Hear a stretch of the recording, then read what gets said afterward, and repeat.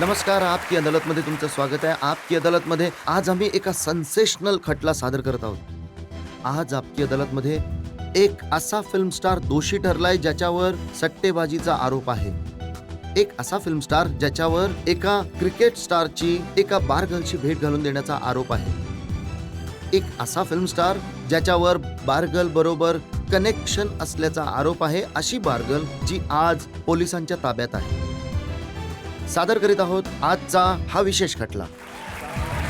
Film star Aditya Pancholi आपकी अदालत मध्ये हजर व्हा.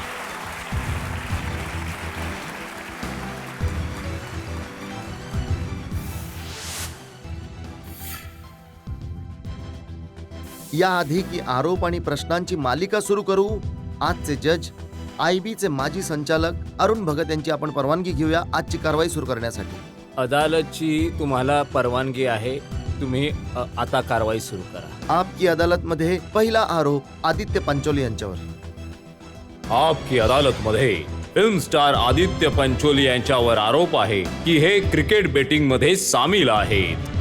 आदित्य पंचोली साहेब, हे खरं आहे का की मुंबईतील दीपा बार हा खूप महागडा बार आहे जिथे मुली डान्स करतात आणि तिथे तुम्ही नियमित जात असता? चांगलं आहे वाईट आहे हे मी नाही सांगू शकत. बार हा बारच असतो, पण मी तिथे नियमित जात नाही. बघा, आरोप असा आहे की जेव्हा तुम्ही गेलात तेव्हा श्रीलंकेचा क्रिकेटर मुरलीधरन यांना सोबत घेऊन गेलात आणि मुरलीची तिथे तुम्ही या बारगल तरन्नुमशी ओळख करून दिली. बिलकुल चुकीचं आहे. मी मुरलीला नक्कीच तिथे घेऊन गेलो. मुरली आणि मी डिनर करत होतो. आमच्या एका कॉमन फ्रेंडने भेट घालून दिली. मुतय्या मुरलीधरनला भेटायला आवडणारच ना. मी तर क्रिकेटचा लहानपणापासून फॅन आहे. मी प्रत्येक क्रिकेटरचा फॅन आहे. मी मुरली किंवा मुरलीचा खूप मोठा अच्छा, फॅन. म्हणजे तुम्ही मुरलीला आधीपासून मी ओळखत अजिबात होता? ओळखत नव्हतो. मी त्या रात्रीच मुरलीला भेटलो आणि आम्ही रेस्टॉरंटमध्ये बसून थोडंसं सी फूड वगैरे खात होतो. त्याला खायची इच्छा होती, तर मग माझ्या मित्राचं रेस्टॉरंट होतं. मी म्हटलं, चल हरीश रेस्टॉरंटला जाऊया, तिथे बेस्ट फूड आहे, तुझ्या आवडीचं असेल. हां, तर सगळं मी अरेंज केलं होतं. बसल्या बसल्या मुरलीने म्हटलं की अरे यार, ऐकलंय मुंबईमध्ये खूप बार वगैरे आहेत, डान्स बार. आणि ये- तुम्ही म्हणालात मला सर्व बार माहिती आहेत, चला नाही नाही माझ्यासोबत. नाही नाही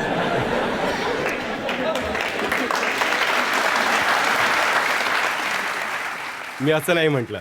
मी सारखं सारखं हेच सांगतोय. मी असं नाही म्हटलं. त्यानेच मला म्हटलं बारमध्ये ने. आणि कारण हा बार माझ्या मित्राचा आहे. मी म्हटलं की चला तिकडे चांगली सोय करतो. मी त्याला फोन केला की मी येतोय, मुरली येतोय आणि आमची थोडीशी व्यवस्था बसण्याची वगैरे करून ठेव. तिथे क्राऊड खूप असतो, लोक पैसे वगैरे खूप उडवतात. आम्ही तिथे गेलो. सर, मला लोकांनी ओळखलं. मुरलीला ओळखायला त्यांना 2-3 मिनिटं लागली. आणि जेव्हा त्यांनी मुरलीला आणि मला एकत्र बघितलं, तेव्हा बारमध्ये जेवढ्या मुली होत्या, त्या आपल्या ग्राहकांसमोर नाचत होत्या, त्या सगळं काही सोडून आमच्याकडे आल्या. आणि जेवढे तमाशबीन होते, जे नाच बघत होते, दारू पिऊन ते जे होतं ना बारमध्ये, अजून काय होणार बारमध्ये, ठीक आहे. पण एक आहे, बारमध्ये कधी अश्लीलता नाही होत, घाणेरडा डान्स नाही होत. ते लोकही आम्हाला घेरून उभे होते. आणि माहित नाही मुरलीमध्ये काय जोश होता. हिंदी गाण्यांचा एवढा मोठा फॅन आहे, नाचायला लागला आणि लोक आमच्याबरोबरही नाचायला लागले. पण मी अजिबात नाही नाचलो, कारण मला नाचताच येत नाही ना. आम्ही तिथे दारू प्यायलो, जसं की पेपरमध्ये येत होतं, मीडियामध्ये येतंय की तिकडे लाखो रुपये उडवले. आम्ही तिकडे आमच्या खिशात सुद्धा हात नाही टाकला. सरळ सरळ प्रश्न आहे की काय तिथे तरन्नुम नावाची बारगल जिच्या घरून पोलिसांना 22 लाख रुपये मिळाले होते, जिला पोलिसांनी ताब्यात घेतलंय, जिचं इंटरोगेशन चालू आहे, तिची आणि तुमची भेट झाली की नाही मला झाली? तर माहितही नाही की तरन्नुम कोण आहे. ती होती असेल कदाचित, तिथे काम करते म्हटल्यावरती असेल तेव्हा रात्री, पण आम्ही कोणालाच नाही भेटलो. तेच मला सांगायचंय ना. आम्ही तिथे दारू प्यायलो ना, आम्ही पैसे उडवले ना, आम्ही कोणालाही ऑटोग्राफ दिला. मुरलीच्या मनात होतं तिथे जास्त वेळ बसायचं, because he want to relax. He had come for some treatment. पण 15 मिनिटातच लोकांनी बसायला दिलं. 15 मिनिटात आम्ही निघूनही गेलो. पण बस. आरोप तर हा आहे की तिथे तुम्ही बारमध्ये तुम्ही मुरलीची ओळख तरन्नुमशी करून दिली आणि त्यानंतर क्रिकेट बेटिंगचं चक्र सुरू झालं. पूर्णतः चुकीचं आहे सर. तरन्नुमची मुरली बरोबर ओळख मी का करून देईन? मी काय दलाल आहे तरन्नुमचा? मी काय मिडलमॅन आहे? ही माझी अब्रू आहे, ही माझ्या कुटुंबाची अब्रू आहे. हे मीडिया म्हणतेय की मी तरन्नुम आणि मुरलीची भेट घालून दिली, की बाबा मुरली आणि तरन्नुम तुम्हाला जे करायचंय ते करा आणि एक मॅच फिक्स करा आणि त्यातून आलेले पैसे मला द्या. हे माझं काम आहे का सर? आरोप तर हाच आहे. नाही, आरोप तर काही लावतील. आरोप तर आजही मी काही लावू शकतो की हा ओसामा बिन लादेनचा माणूस आहे. तर मग काय तुम्ही ओसामा बिन लादेनचा माणूस बनणार? आदित्य साहेब, मुंबई पोलिसांनी पत्रकारांना, मीडियाला असं सांगितलं की आदित्य पांचोलीने मुरलीची ओळख करून दिली तरन्नुमशी आणि तरन्नुमने तर हे कबूल सुद्धा केलंय की ती क्रिकेट बॅटिंग मध्ये इन्व्हॉल्ड होती. पण तरन्नुमचं स्टेटमेंट तुम्ही बघा. पण पोलीस कसं सांगतायत? तरन्नुमचं स्टेटमेंट काय सांगतं? पोलिसांचा मी खूप आदरही करतो, परत पोलिसांचा मी आदर सुद्धा करतो आणि घाबरतोही. आणि प्रत्येकाने घाबरलं पाहिजे आणि आदर केला पाहिजे. तरन्नुमने तिच्या स्टेटमेंटमध्ये असं म्हटलंय की ना मी आदित्य पांचोलीला ओळखते. तिने प्रेसमध्ये पण कदाचित टीव्हीवरही पण किंवा काही बघितलं नाही टीव्हीवर, एवढं वैतागलो होतो मी, कुठेही नाही पाहिलं. कदाचित तिने कुठेतरी म्हटलंय की ना मी आदित्य पांचोलीला ओळखते, ना मी मुरलीला ओळखते. आणि कदाचित आज मुरलीचं पण स्टेटमेंट आलंय, रिटर्न स्टेटमेंट आलंय की मी तिथे गेलो होतो, आदित्य पांचोलीला एकदाच भेटायला गेलो होतो, जे मी केव्हापासून सांगतोय. त्यांनी पण म्हटलंय मी एकदाच भेटलो होतो आणि ना ते कोणत्या तरन्नुमला ओळखतो ना मुरलीबद्दल. एक गोष्ट सांगू इच्छितो मी मनापासून, छातीठोकपणे, मी त्याला 2 तास भेटलो आणि मला असं वाटलं त्याला बघून की तो एक सोल्जर आहे त्याच्या देशाचा. तो त्याच्या देशाला कधीच नाही विकू शकत. ही माझी वैयक्तिक भावना आहे. आतली गोष्ट काय आहे ते पोलिसांना माहिती, आयसीसीला माहिती, जे ऑथॉरिटीज आहेत त्यांना माहिती. जे मला वाटलं ते मी तुम्हाला सांगतोय. हे सांगा की त्या दिवशी तुमची मुरलीशी भेट झाली, त्यानंतर तुमचा मुरलीशी काही संपर्क झाला? त्यानंतर आजपर्यंत बघा सर, जेव्हापासून मोबाईल आलेत आपल्या मुंबईमध्ये, ठीक आहे, तेव्हापासून माझा हाच नंबर आहे. ना मी माझा नंबर मुरलीला दिला, ना मुरलीचा नंबर मी स्वतः घेतला, ना मी त्यानंतर मुरलीला भेटलो. मुरलीला तर आज माझी आठवण आली असेल की जेव्हा तो स्टेटमेंट देत असेल की काय यार, आदित्य पांचोली नावाचा कोणी माणूस, कोणी ऍक्टर आहे ज्याला मी तो भेटलो हा होतो. विचार करत असेल की कुठे फसवलं मला आदित्य पांचोलीने. मी सारखं हे सांगतोय, मी परत सांगतोय की Murali wanted to go to the bar. जर मी श्रीलंकेत गेलो आणि मी म्हटलं मुरली यार मला मस्त डिस्को मध्ये घेऊन जा यार, मला नाचायचं गायचं ऐश करायची आहे, तर मुरली मला का नाही घेऊन जाणार? मग तुम्ही तो माझा पाहुणा होता तर मी त्याचा पाहुणचार केला. आणि ती काही अशी जागा नाहीये की बाबा ठराविक लोकच जाऊ शकतात, बाकी नाही जाऊ शकत, कोणी जाऊ शकतं. जर तो मला म्हणाला असता की मला मंदिरात घेऊन चल, तर मी त्याला मंदिरात नेलं असतं. म्हणजे आज तुम्हाला असं वाटतंय की तुम्ही मुरलीमुळे यात अडकलात? मुरलीमुळे मी मुरलीचा दुसरा बनलोय.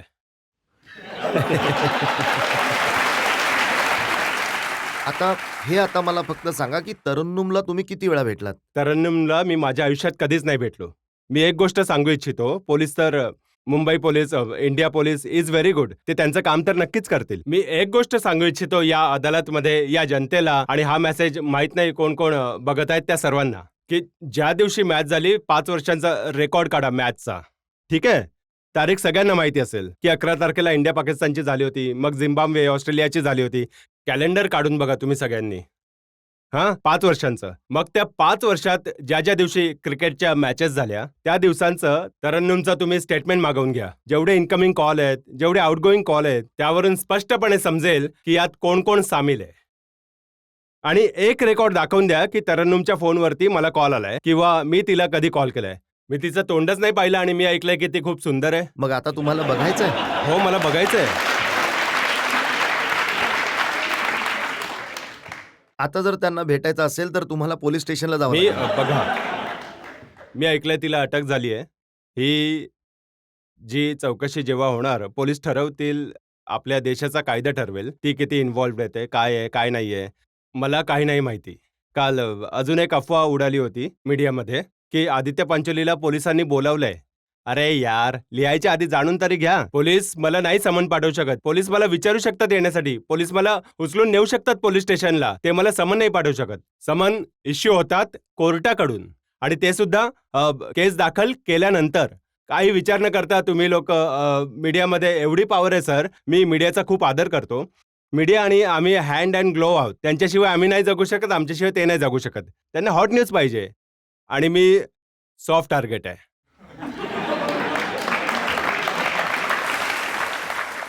तुम्ही तर दर काही दिवसांनी हॉट न्यूज देता मीडियाला. ही गोष्ट यांची अगदी बरोबर आहे की मी बघा, ज्या चुका मी आजपर्यंत माझ्या आयुष्यात केल्या आहेत, मी भर अदालतमध्ये जज साहेबांसमोर, इथे आपल्या दर्शकांसमोर, माझ्या कुटुंबासमोर, आणि ज्या लोकांबरोबर मी चुकीचं वागलोय त्यांच्यासमोर हात जोडून माफी मागतो ज्या ज्या चुका मी केल्या आहेत. आदित्य पांचोलीजी, आता तर सुरुवात झाली आहे खटल्याची. माफी मागण्यासाठी खूप चान्स मिळेल तुम्हाला. आपण एका ब्रेकसाठी थांबूयात आणि ब्रेक नंतर आदित्य पांचोली यांच्यावर जनतेचा हा खटला सुरूच राहील.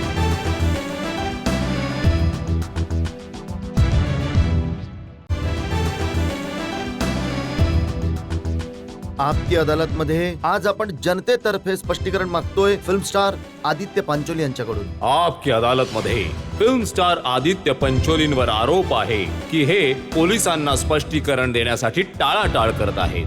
आदित्य पांचोली साहेब, जर वर्तमानपत्र वाचली तर त्याच्यात असं लिहिलंय की मुंबईचे पोलीस तुम्हाला शोधतायत आणि तुम्ही इथे आपकी अदालत मध्ये बसलेले आहात. सर, मुंबईच्या पोलिसांची जर इच्छा असेल, मी तर खूप छोटीशी गोष्ट आहे, ते दाऊद इब्राहिम साहेबांना पण पकडून इथे आणतील. मुंबई पोलिसांपासून कोणी वाचू शकत नाही आणि पोलीस संपूर्ण जगाच्या पोलिसांपासून कोणी वाचू शकत नाही. जर पोलीस ठरवतील ना, तर असं 1 मिनिटाचं काम आहे आदित्य पांचोलीला हातकड्या बघा, घालायचं. आजच्या वर्तमानपत्रात बातमी छापून आली आहे ज्यात म्हटलंय की आदित्य पांचोली पोलीस स्टेशनला गेले, क्राईम ब्रांच मध्ये स्वतःच्या गाडीमध्ये बसून राहिले. जेव्हा त्यांनी बघितलं बरेचसे मीडियावाले आहेत, टीव्ही वाले आहेत, मग ते परत आपल्या घरी निघून गेले. का मी पोलीस स्टेशन, मला कोणाचा फोन नाही आला, मला कोणाचं समन नाही आलं. मला प्रेसचे फोन चालू झाले 5:45 पासून की बाबा तुम्ही पोलीस स्टेशनला जातात का. मी म्हटलं मी कोणत्याही पोलीस स्टेशनला जात नाही, मला कोणी बोलवलं नाहीये आणि माझी तर इच्छा आहे की पोलिसांनी मला लवकर बोलवावं आणि बघावं आणि माझ्याबरोबर न्याय करावा की जर मी दोषी आहे तर 100% त्यांनी मला शिक्षा द्यावी. कारण मग हे एक उदाहरण बनेल आपल्या संपूर्ण देशासाठी आणि या देशातील तरुणांसाठी की असं जे चुकीचं काम करतो त्याला शिक्षा मिळालीच पाहिजे. आणि जर नाहीये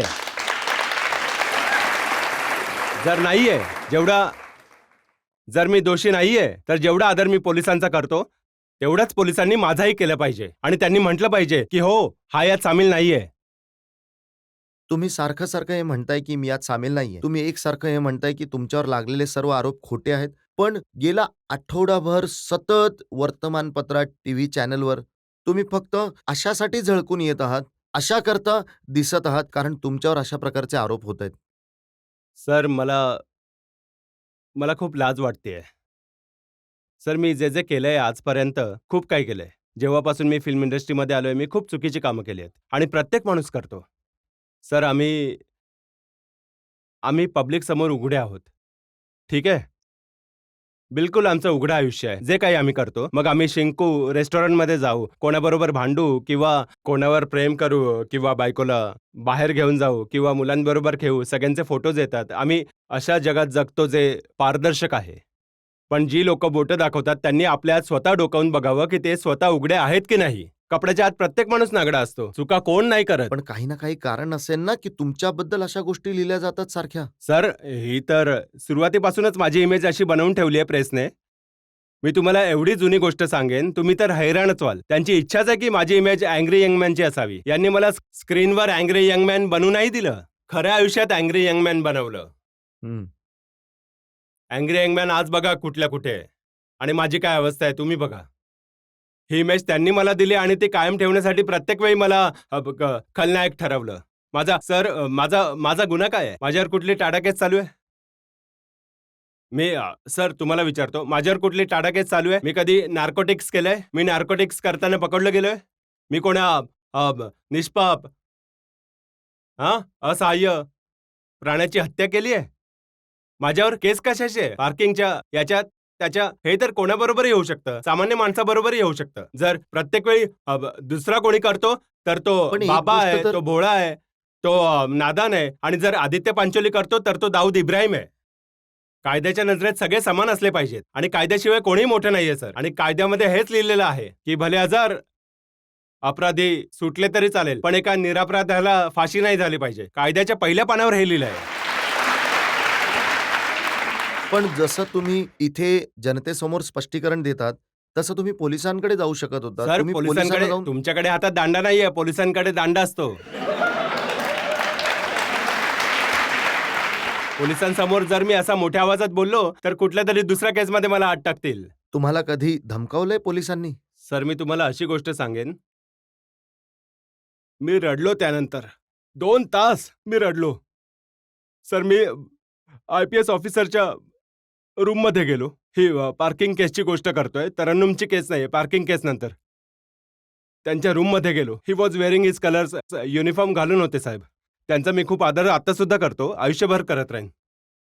सर सर मी त्यांच्याकडे गेलो. मी म्हटलं, "सर, मी आदित्य पांचोली आहे. माझ्याकडून चूक झाली. मला माफी हवी आहे आणि माझं तुम्ही तुमच्या ऑफिसमध्ये कॉम्प्रोमाइज करून द्या. कारण जर मी यांच्याकडे गेलो तर ते कुठला दुसरा आरोप माझ्यावर लावतील. आणि परत मी रिपीट करतो, ज्याच्याबरोबर माझं भांडण झालंय तो खूप चांगल्या कुटुंबातला आहे."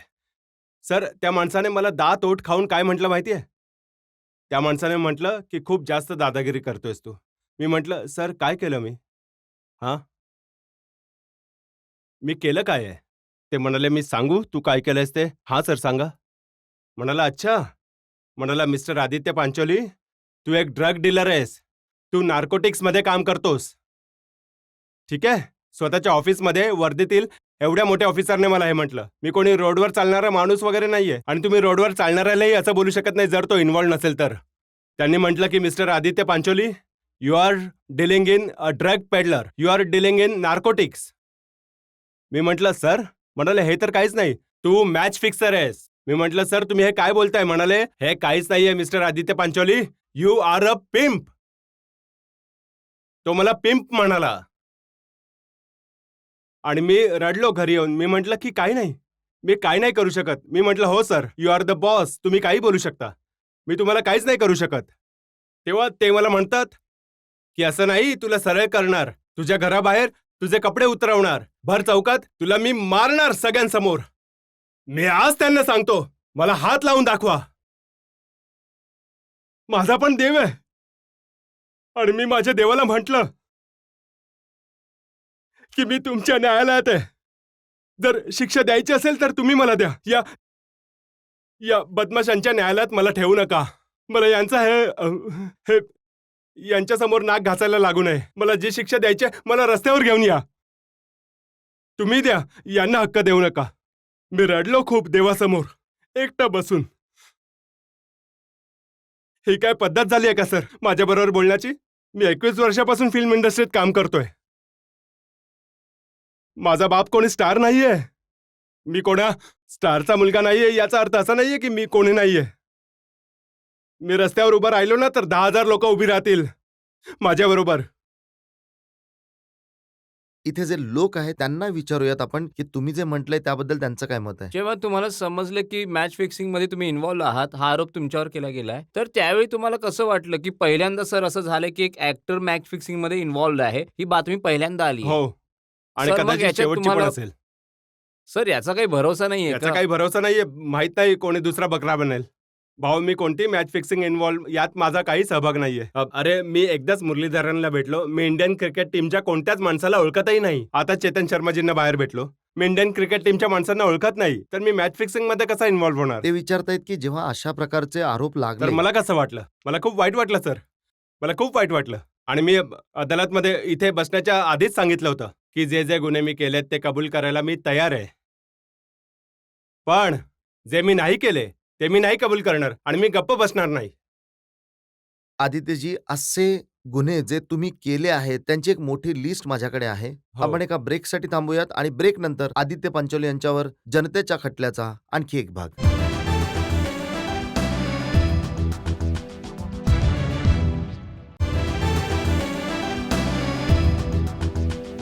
आपकी अदालतमध्ये आज आरोप आणि प्रश्नांच्या चक्रव्यूहात आहेत फिल्म स्टार आदित्य पंचोली. आपकी अदालतमध्ये पुढचा आरोप आदित्य पंचोलींवर. आपकी अदालतमध्ये फिल्म स्टार आदित्य पंचोली यांच्यावर आरोप आहे की हे प्रत्येक गोष्टीवर हाणामारी करतात. आदित्य पांचोली साहेब, ही 14 जुलै 1999 ची गोष्ट आहे. तेव्हाची वर्तमानपत्र माझ्याकडे आहेत. त्यांनी लिहिलंय की बांद्र्यावरून एका फिल्म पार्टीतून परत येताना तुम्ही जरा नशेत होतात आणि तुम्ही पोलिसांनाच ठोकलं होतं. ही खरी गोष्ट आहे. ही खरी गोष्ट आहे. पण हा एक ॲक्सिडेंट होता. बघा, ॲक्सिडेंट कशाला म्हणतात? जे ॲक्सिडेंटली होतं. पोलीस एक कॉर्नरला उभे होते आणि मी गाडी फिरवून जाणून-बुजून असं लपून आणि त्यांना मी धाड करून उडवलं नाही. ठीक आहे ना? ते बाईकवर होते. मी भरपूर पाऊस पडत होता त्या रात्री. मी माझ्या गाडीत होतो. ॲक्सिडेंट झाला. मला खूपच लाज वाटते यामुळे. मी त्यांच्या कुटुंबाकडे गेलो. मी त्यांचे सर्व उपचार केले. आज ते दोघे कॉन्स्टेबल जे कोण आहेत, पोलिसवाले, ठीक आहे? आणि मी जरी नसलो, तर माझ्या घरी येतात, माझी आई त्यांच्यासाठी चहा बनवते, त्यांना नाश्ता देते, असे आमचे आज संबंध आहेत. तरीही मी आता परत सांगतो, मी खूप चुकीचा होतो. मी दारू पिऊन गाडी नाही चालवली पाहिजे होती. ही माझी 100% नाही, 500% चूक आहे. पण आता तर तुम्ही सुधारलात. आता तर नाही चालवत दारू आता पिऊन. नाही, आता ड्रायव्हर ठेवलाय मी. पण पिणं नाही सोडलं. सर बघा, जे काही खरं आहे ते खरं आहे. कधीतरी 1-2 ड्रिंक पितो. जास्त पण पितो, 5-6 पण पितो मी. त्या पोलिसांचा तर तुम्ही उपचार करून दिला. ते तुमच्या घरी सुद्धा येतात. पण पार्किंगवर ज्यांच्याशी तुमचं भांडण झालं होतं, प्रतीक पसरानी साहेब, हं. ज्यांचं तुम्ही नाक तोडलं होतं. मी तोडलं नव्हतं सर. तू मेमे झाली. भांडण झालं. मी 90 किलोचा आहे, तो 60 किलोचा आहे. आणि थोडी तुम्ही त्यांना पंच मारून त्यांचा नाक मी तोडलं. पंच मारून त्याचं नाक नाही तोडलं. मी पोलिसांना सुद्धा सांगितलं. माझं ऐका, पोलिसांना पण सांगितलं मी. काही नाही केलं. ठीक आहे? धक्काबुक्कीमध्ये लागलं. तो 90 किलोचा असता तर मला लागलं असतं. मी 60 किलोचा असतो तर ठीक आहे? आणि अजून ऐका, याच्या पुढची गोष्ट. पण बघा, पोलिसांनी तुमच्या विरोधात केस ना, केली. ना, तुम्हाला ना, ना, ना. जामीन सुद्धा घ्यावा लागला. नाही झालं काय, तुम्ही ही गोष्ट माझी ऐका तर माझं सर. रात्री त्यांनी पोलिसांना फोन केला. मी त्यांना खूप वेळा सांगितलं, मी माफी मागतो. पोलिसांना अजिबात नका बोलवू. कारण ही गोष्ट फुकटची वाढेल. 10:30ला रात्री जाऊन एनसी केली त्यांनी. कोणीतरी भडकवलं असेल. ठीक आहे?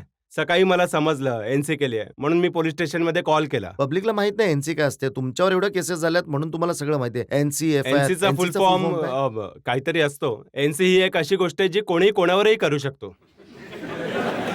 ठीक आहे? मी तुमच्यावरही करू शकतो, तुमच्यावर नाही करू शकत. ठीक आहे? मुद्द्याची गोष्ट ऐका आता. रात्री 10:30ला त्यांनी एनसी केली. मला सकाळी समजलं, ते सुद्धा प्रेसकडून, तुमच्यावर एनसी झाली आहे. मी फोन केला पोलीस स्टेशनला लगेच. म्हणाले, छोटी मोठी केस आहे, तुम्हाला यायची काही गरज नाही. मी म्हटलं, सर मला क्रॉस एनसी करायची आहे. त्यांनी नाही म्हटलं पोलिसांनी की तुम्हाला यायची काहीच गरज नाहीये. सर मी आरामात फिरतोय. 6:30 वाजता मला परत टाइम्स ऑफ इंडियामधून फोन आला की तुमच्यावर FIR रजिस्टर केली आहे. मी म्हटलं, एनसीला FIR मध्ये कन्वर्ट नाही करतायत. What are you saying? Non bailable warrant काढला माझ्यावर, कलम लावली 325, 324, 504, 506 पार्ट 2. मी एका वकिलांसारखं बोलतोय आज. सर पोलीस मला अटक करायचा प्रयत्न करत होते. देवाची कृपा आहे, इथे माझी गाडी निघाली, इथे पोलिसांची गाडी बिल्डिंगमध्ये घुसली. जर त्या रात्री मी त्यांच्या तावडीत सापडलो असतो तर एक रात्र जेलमध्ये ठेवलं असतं, दुसऱ्या दिवशी सादर केलं असतं. सर मी जज साहेबांकडे गेलो, माननीय जज निकम साहेबांच्या कोर्टात, सेशन कोर्ट नंबर 17. मला 50 लोकांनी सांगितलं, या कोर्टात जात आहात तुम्ही, निकम साहेबांकडे जाताय. निकम साहेब कधीच तुम्हाला इंटरिम बेल देणार नाही. सर निकम साहेब, मी आत घुसताच निकम साहेबांनी मला म्हटलं, काय झालं? त्या लोकांनी डिस्कस केलं होतं, वकील आणि जज साहेबांनी. पार्किंगमुळे त्यांनी म्हटलं की मिस्टर आदित्य पांचोली. मला वाटलं मी गेलो कामातून. त्यांनी म्हटलं, मिस्टर आदित्य पांचोली, माझ्या पूर्ण कारकिर्दीत I am quoting him with due respect to him and I am oblige towards him. त्यांनी म्हटलं की आदित्य पांचोली, मी माझ्या संपूर्ण आयुष्यात मी कोणालाही इंटरिम बेल दिली नाहीये. पण हे या जगात कोणाबरोबरही होऊ शकतं, कारण दररोज माझं स्वतःचं भांडण होतं माझ्या बिल्डिंगमध्ये पार्किंगमुळे. त्यांनी मला इंटरिम बेल दिली, दुसऱ्या दिवशी त्यांनी मला अँटिसिपेटरी बेल दिली. या मुद्द्यावर की रात्री जेव्हा FIR एनसी केली होती त्यामध्ये तर जीवे मारण्याची धमकी तर नव्हती. 506 पार्ट 2 हे जीवे मारण्याच्या धमकीसाठी आहे की मी तुला मारून टाकीन, तुला सोडणार नाही, गोळी घालीन. याला म्हणतात 506 पार्ट 2. तर त्यांनी म्हटलं 20 तासानंतर तुम्ही भेटला होता का त्याला? तर मी म्हटलं मी नाही भेटलो. तर म्हणाले हा एक आफ्टर थॉट आहे, आणि त्यांनी मला अँटिसिपेटरी बेल दिली आणि मी त्यांच्या या निर्णयाचा आदर करतो. पण वर्तमानपत्रांनी तर लिहिलंय की तुमचे दाऊद इब्राहिमशी संबंध आहेत म्हणून बघा. तुम्ही. सर वर्तमानपत्रांनी काय लिहिलंय तुम्ही हसताय? ही किती मोठी गोष्ट लिहिली आहे. एक आपल्या मित्राचंच वर्तमानपत्र आहे, हिंदी वर्तमानपत्र आहे. ठीक आहे, त्यात लिहिलं गेलं, आदित्य पांचोली मुंबईमध्ये एवढी दादागिरी यामुळे करतो की कोणी त्याचा केसही वाकडा करू शकत नाही. कारण आदित्य पांचोलीची पत्नी जरीना वहाब, माझी पत्नी, जी 17 वर्षांची असल्यापासून फिल्म इंडस्ट्रीमध्ये काम करते. ठीक आहे, एकही बोट तिच्यावर नाही उठलंय आजपर्यंत. ती मुसलमान स्त्री आहे, पण मी तुम्हाला सांगतो, ती पवित्र आहे, ती देवी आहे. तिच्याबद्दल लिहिलं सर, हसण्याची गोष्ट नाहीये. लिहिलं की म्हणून दादागिरी करतो. कारण आदित्य पांचोलीची पत्नी झरीना वहाब दाऊद इब्राहिम कासकर साहेबांना राखी बांधते. अरे मूर्खांनो, लिहिण्याच्या आधी विचार करा, मुसलमानाला राखी बांधतो. मी भट साहेबांचा खूपच आभारी आहे, कृतज्ञ आहे. मी आभारी आहे भट साहेबांचा.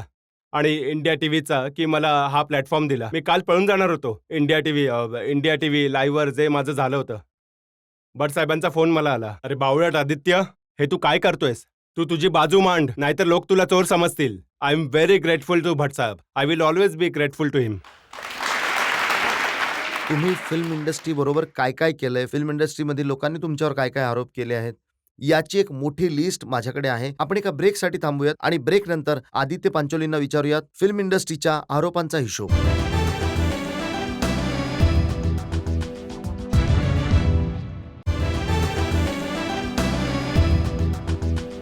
आपकी अदालतमध्ये आज आपण जनतेच्या वतीने स्पष्टीकरण मागत आहोत फिल्म स्टार आदित्य पांचोलींकडून. आपकी अदालतमध्ये पुढचा आरोप आदित्य पांचोलींवर. आपकी अदालतमध्ये फिल्म स्टार आदित्य पंचोली यांच्यावर आरोप आहे की हे ऍक्टिंगसाठी कमी आणि स्कॅन्डल्ससाठी जास्त ओळखले जातात. 1986 ची गोष्ट आहे, जेव्हा तुम्ही फिल्म्समध्ये करिअर सुरू केलं होतं. स्टारडस्ट मॅगझिनमध्ये मोठी स्टोरी छापून आली तुमच्याबद्दल की फिल्म स्टार रेखा बरोबर तुम्हाला कॉम्प्रोमाइज पोझिशनमध्ये बघण्यात आलं. आठवतंय तुम्हाला? बघा, या विषयावरील गोष्ट ऐका तुम्ही. विथ ड्यू रिस्पेक्ट, ज्यांच्याबद्दल मी बोलणार आहे, माझं खरं नाव निर्मल आहे. त्यांनी माझं नाव आदित्य ठेवलं. मी बोलतोय स्टारडस्टच्या मालकांबद्दल, नारी हिरा साहेबांबद्दल, ज्यांचं मी मीठ खाल्लंय, ज्यांनी मला काम दिलं. ठीक आहे. जेव्हा ही गोष्ट आली, तुमचं म्हणणं अगदी खरं आहे. रेखाजी, ठीक आहे. कुठे रेखाजी आणि कुठे मी? I respect that lady. With folded hands, you know. मी नारी साहेबांना फोन केला. मी विचारलं, हे काय केलं तुम्ही? हे तुम्ही काय लिहित आहात सर? मी तर तुमचा चेला आहे. तुम्ही मला माझं नाव दिलंय, माय नेम आदित्य. ते माझ्यावर प्रेम करायचे. म्हणाले, आदित्य तुला काही माहित नाही, just shut up and keep quiet. मी म्हटलं, का सर? म्हणाले, हीच इमेज आम्हाला तुला द्यायची आहे. हे तुझ्यासाठी इमेज बिल्डिंगचं काम करणार. ही त्यांनी माझी इमेज बनवली. विथ ड्यू रिस्पेक्ट, मी आयुष्यभर त्या माणसाचा आभारी राहीन. खरं हे आहे, रेखाजी बरोबर मी आयुष्यात हात सुद्धा नाही मिळवलाय. तुम्ही कॉम्प्रोमाइजिंग पोझिशनची गोष्ट करता. ती माझ्या बायकोची बेस्ट फ्रेंड आहे. हे न्यूज आली होती ना साहेब. माझ्या लग्नाला 2च महिने झाले होते आणि माझी बायको आणि रेखाजी बेस्ट फ्रेंड्स आहेत. ही गोष्ट त्यांनी लिहिली. जेव्हा हे छापून आलं तेव्हा घरात काय झालं मग? घरात काय झालं? मी जरीनाचं बोलणं नारी हिरा साहेबांशी करून दिलं. म्हटलं, घे तू ऐक बाबा. रेखाजींनी स्वतः सांगितलं की असं काही नाहीये, ते बेस्ट फ्रेंड्स आहेत. चला, तुमचा मी ऐकतो, काही नाही झालं. नारी हिरा साहेबांनी म्हटलं, वर्तमानपत्रात छापलं गेलं की पूजा बेदी यांच्या मेडवरती रेप केला तुम्ही. बघा, पूजा बेदीच्या मेडवर मी रेप केला. विथ ड्यू रिस्पेक्ट टू पूजा बेदी, ती आता विवाहित महिला आहे. मी तिचा खरंच आदर करतो. She has a lot of dignity. With due respect to her. जर मी रेप केला तर काय मला आज आपकी अदालतमध्ये असलं पाहिजे होतं? हे मी असं बाहेर मोकळं फिरलं पाहिजे होतं? मला तिहार जेलमध्ये असलं पाहिजे होतं. मी फाशीवर लटकायला हवं होतं. जर मी कोणाचा रेप केला असेल तर हे सुद्धा मीडियानेच केलं आहे सर. मीडियाकडे भरपूर ताकद आहे. मीडियाशिवाय जग हे चालू शकत नाही. जो जोडून विनंती करतो की भावा, जे मीडिया सांगते ना, लोक त्याला खरोखरच सत्य समजतात. जर मला आज हा प्लॅटफॉर्म मिळाला नसता ना, तर लोकांनी नक्कीच मला समजलं असतं की हा सट्टेबाज आहे, की तरन्नुम आणि मुरलीमधला दलाल आहे. मी विनंती करू इच्छितो की जे काही बोलाल, प्लीज विचार करून बोला. कारण जेव्हा तुम्ही माझ्याकडे बोट दाखवतात, तेव्हा ते बोट फक्त माझ्याकडे नाही, तर माझ्या संपूर्ण परिवाराकडे आदित्य दाखवतात. साहेब, ही इमेज फक्त मीडिया नाही बनवत, तुम्ही स्वतः अशी इमेज बनवू इच्छितात. मी त्या चित्रपटांची नावं तुम्हाला सांगतो ज्यात तुम्ही काम केलंय. तुमच्या फिल्म्सची नावं आहेत माफिया, हफ्ता वसुली, वीरू दादा, बॉम्ब ब्लास्ट. प्रत्येक तुमच्या चित्रपटाचं नाव असंच का सर, असतं?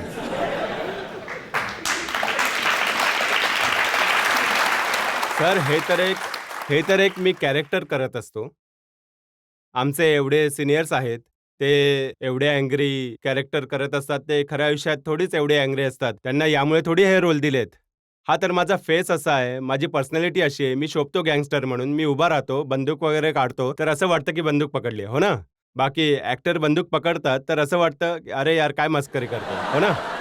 म्हणून मला असा रोल मिळतो आणि ही माझी रोजीरोटी आहे. मी चित्रपट केले की लोक लक्षात ठेवतील. एवढा चांगला चित्रपट लोक बघायलाच नाही गेले. त्यात माझ्या हातात गुलाबाचं फूल दिलं. 1992च्या इंटरव्ह्यू बद्दल मी तुम्हाला सांगतो. तुम्ही म्हणतात की साहेब मला तर खूप मजा येते, मला मुलींमध्ये घेरून राहायचंय कायम. सर सर कोणाला मजा नाही येत.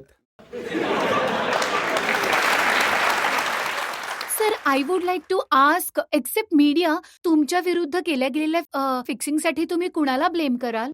मी सगळ्यात मोठा दोषी मी स्वतःलाच मानतो. मी बारमध्ये नाही जायला पाहिजे होतं. पण मी कसा माणूस आहे माहिती आहे? मी बिंदास माणूस आहे. मी रिक्षातून पण फिरतो, आज पण. बेस्ट बसमध्येही चढतो. मी रोडवर उभं राहून मला पाणीपुरी खायची असते, मी पाणीपुरीही खातो. बारमध्ये जाऊन मला मजा येते, बारमध्ये जातो. मी असं नाही असायला पाहिजे होतं, मी डिप्लोमॅटिक असायला पाहिजे होतं. म्हणून मला पश्चाताप होतो. तुमचा प्रश्न अगदी बरोबर आहे. मी असं नसलं पाहिजे होतं आणि मी कोणालाही सुचवणार नाही, कोणालाही या जगात, की मला फॉलो करा. तुम्ही किती गुणी व्यक्ती आहात, किती चांगले व्यक्ती आहात, किती वाईट व्यक्ती आहात, याचा निर्णय आपण जनतेच्या न्यायाधीशांवर सोडूयात. पण आज आपकी अदालतमध्ये खास करून आम्ही आयबीचे फॉर्मर डायरेक्टर यांना बोलावलंय तुमच्यावर निर्णय देण्यासाठी. आपण एका सर, तुम्ही ब्रेकसाठी असं का थांबूया, केलं? कारण की तुमचं सत्य बाहेर यावं. Thank you sir. मी खूप आभारी आहे, की एवढी मोठी व्यक्ती माझ्याबद्दल निर्णय घेणार आहे. जो काही त्यांचा निर्णय असेल, तो मला मान्य आहे. आपण एका ब्रेकसाठी थांबूयात आणि ब्रेक नंतर बघूयात जनतेचे जज अरुण भगत यांचा निर्णय.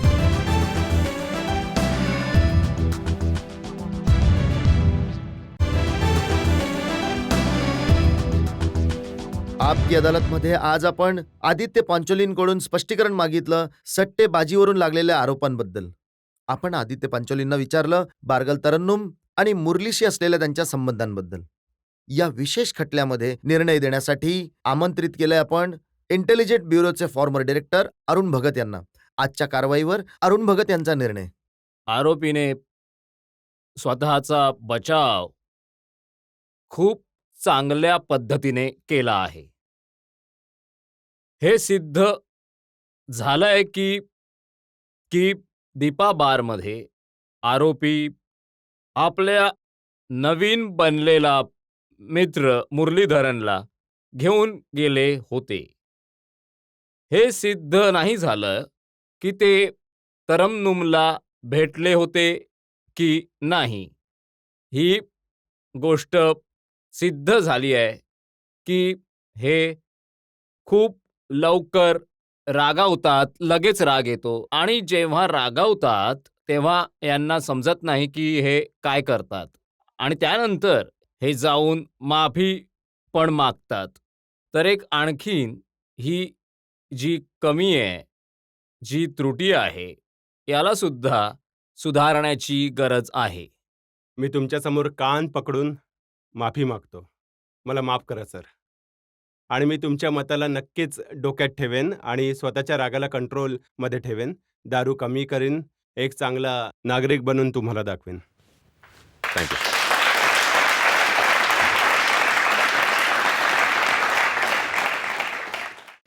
या अपेक्षेसह या विश्वासाबरोबर की आज आदित्य पांचोलीने जनतेला जे वचन दिलंय ते निभावतील, एक चांगली व्यक्ती, उत्कृष्ट व्यक्ती बनवून दाखवतील आणि जेवढी चांगली ऍक्टिंग त्यांनी केलेली आहे त्यापेक्षाही चांगली करतील, चांगले चित्रपट करतील, लोकांचं मनोरंजन करतील. आपकी अदालतमध्ये आजचा खटला आपण इथेच संपूयात. पुढच्या आठवड्यात परत भेटूयात आपकी अदालतमध्ये एक नवीन खटला घेऊन. तोपर्यंत नमस्कार.